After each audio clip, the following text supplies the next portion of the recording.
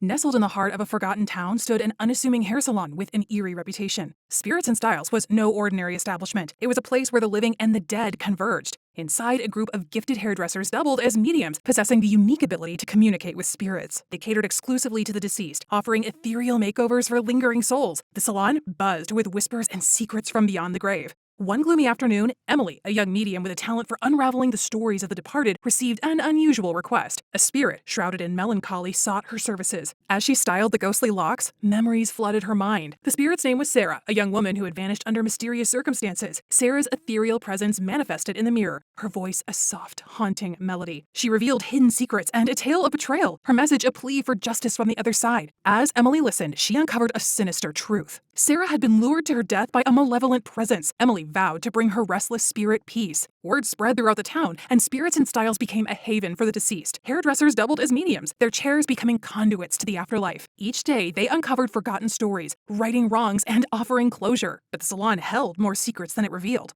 The spectral encounters left their mark on the living mediums, who grew paler with each passing day. As they unraveled the mysteries of the dead, they became increasingly intertwined with the spirits they served, their fates forever bound to the eerie world of Spirits and Styles.